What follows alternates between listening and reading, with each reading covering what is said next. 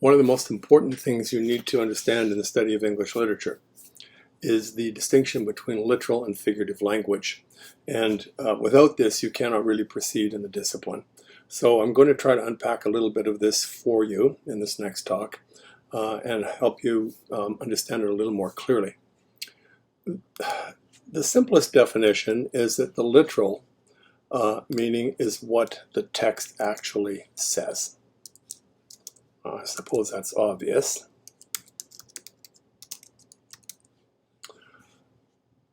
The figurative is a little more difficult. It's what the text implies.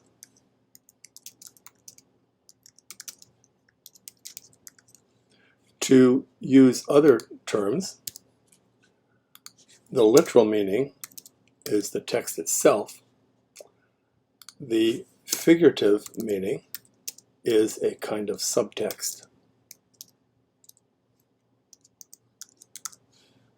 And what authors do when they create texts is to build connections between literal and figurative language. And it means that when you read a text, you have to be prepared to read it at least on two different levels simultaneously.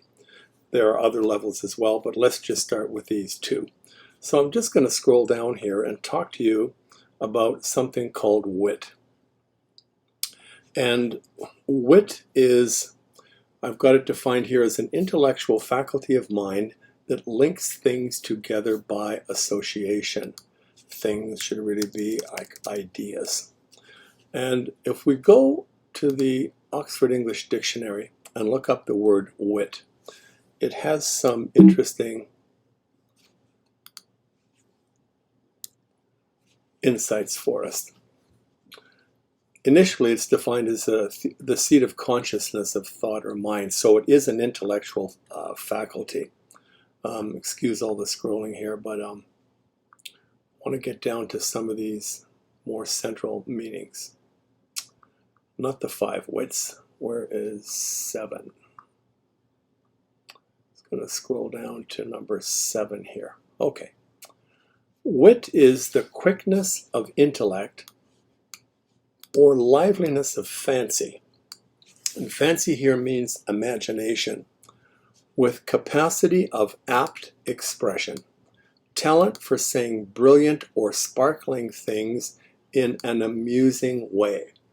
And this really is the core of what wit is. It is a way of indirectly implying or inferring things. So we can go back to our definition here and just say what the text implies or infers.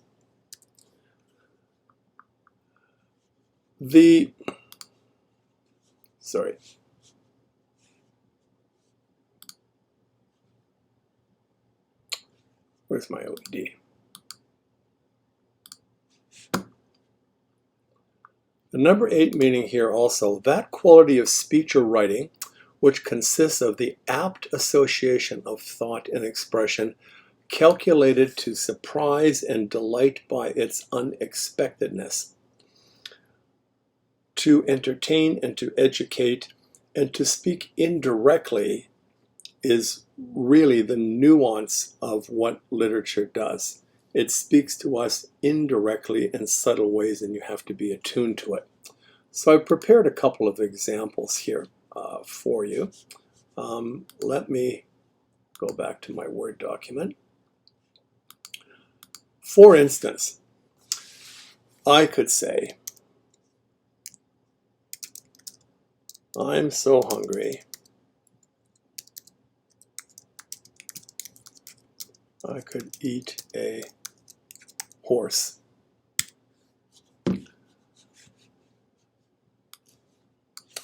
I've literally said I could eat a horse. Does this mean literally that I can actually eat the entire carcass of a horse? Absolutely not. This is what we call hyperbole. Hyperbole is an exaggeration without an intent to deceive. So when I say to you, I'm so hungry I could eat a horse, you understand implicitly that I'm not really literally saying I could eat the whole horse. It's an exaggeration that is intended to punctuate a point, to make a point. You could substitute with all kinds of things here. I'm so hungry I could eat roadkill. Here's the thing. When an author speaks literally, most of the time there's also a higher order of meaning, the subtext, the figurative language that this is getting at. Let's take this one, a metaphor. Metaphor is a comparison between two things without like or as. Sometimes you get up in the morning, you say, my life is dog poop. To put it as a simile, it isn't what you mean, but here it means my life is like dog poop.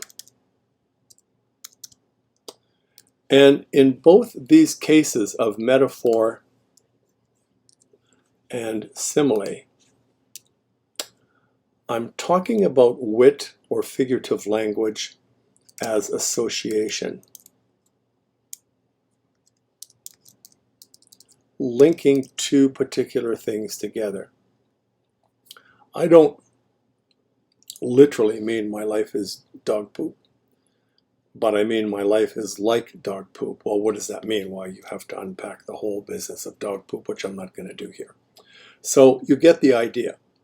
Now,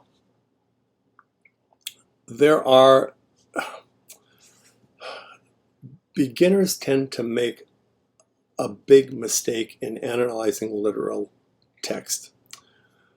My note here says, mistake to avoid. Do not try to translate the figurative language back to the literal. So many students do this. So they read a poem or they read a Shakespearean text, and what they try to do is to avoid the figurative language and to boil it down, or to quote, translate it, reduce it to plain good old-fashioned English. And the reason I say this only ends in disappointment is because at the end of the day you're left asking the question, well, why did the writer or poet have to get all fancy schmancy, and why couldn't they say it in plain simple English? The answer is, in plain simple English, that is called an essay. It is not creative writing. So if you read a text, for example, a lot of Renaissance poetry speaks of women or men and women in love in organic terms. So you will see all kinds of symbols and imagery having to do with things organic.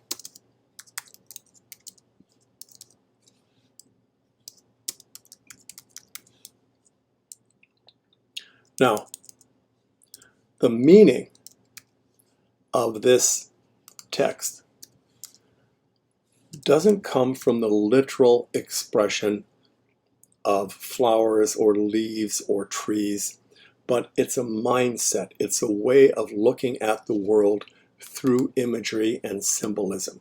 So metaphor, simile, symbol, and imagery are all indirect ways of talking about life or human beings or love or whatever the topic is. The most important thing you understand is that you not try to reduce it backwards to plain English, although that might help you get the gist of it, but to work with the symbols and the imagery and to ask, why did the author use his or her wit to say this is like that? Because in answering this question of why the text compares these two things or is constantly linking these two things together, in that process, you are asking yourself, what worldview, what vision is present in the text that allows me to see things this way?